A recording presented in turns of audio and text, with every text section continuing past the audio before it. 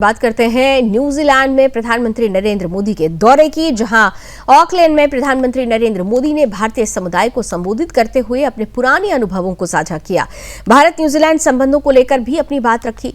इस दौरान प्रधानमंत्री ने करीब 3 दशक पुराने एक विशेष किस्से का भी उल्लेख किया।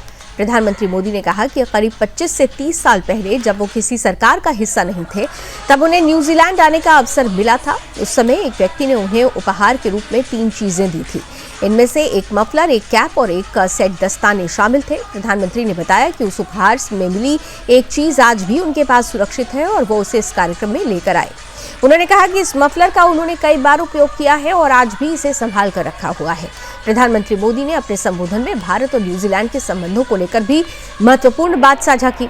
उन्होंने कहा कि भारत के लिए किसी देश की जनसंख्या नहीं बल्कि जन कल्याण की भावना महत्वपूर्ण होती है।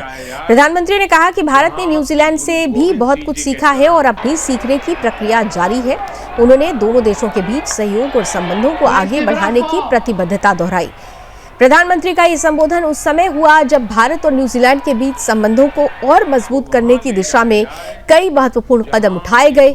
इससे पहले प्रधानमंत्री नरेंद्र मोदी ने न्यूजीलैंड के प्रधानमंत्री क्रिस्टोफर लक्सन के साथ द्विपक्षीय बैठक की थी। इस बैठक में दोनों देशों के बीच कई महत्वपूर्ण विषयों पर चर्चा हुई। बैठक के दौरान 18 बड़े निर्णय लिए गए और 10 समझौतों यानी MOU पर हस्ताक्षर भी हुए।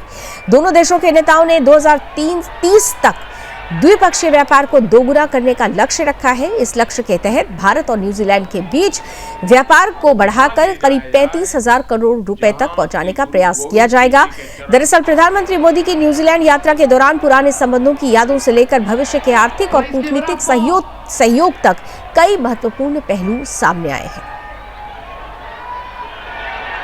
को वहां ले जाया जाए। सभी जानते हैं कि भारत हजारों वर्ष पुरानी सभ्यता है जो आज अपनी प्राचीनता को सहेजते हुए आधुनिकता को स्वीकार कर रहा है। हर युग में, हर दौर में भारत ने खुद को ट्रांसफॉर्म किया है। हमने न्यूजीलैंड से भी बहुत कुछ सीखा है और अब भी सीख रहे हैं। न्यूजीलैंड दुनिया का वो देश है जिसने सबसे पहले महिलाओं को वोटिंग का राइट दिया था।